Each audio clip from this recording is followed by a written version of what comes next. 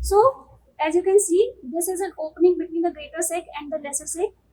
So sometimes the freely movable viscera, for example, the intestines can move through this epiploic foramen and can enter into the lesser sac, producing internal hernia. So this is an important site for internal hernia. Hernia is taking place, but it is not visible on the surface. That is why we call it internal hernia. Also, one important point is that in this anterior margin of this, or at this anterior limit of the epiploic foramen, there are important contents. For example, the portal vein, the hepatic artery, and the bile duct are present in this area.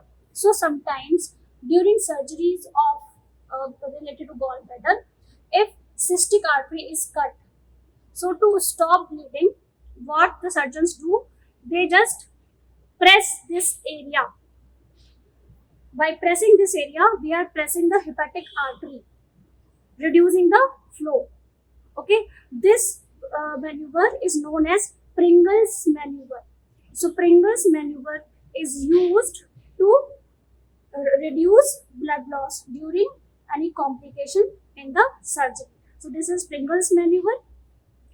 And sometimes when the loops herniate through this in epiploic foramen and internal hernia takes place, that time we cannot cut the boundaries of epiploic foramen because there are important structures in the anterior boundary which we cannot cut.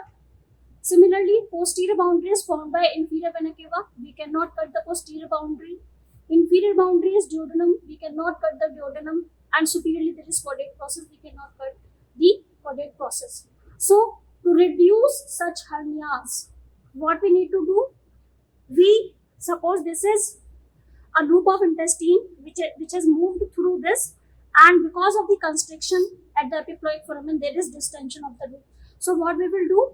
We will take a syringe and we will prick through the wall, and then when it reaches the lumen, we will suck the contents of the intestinal loop.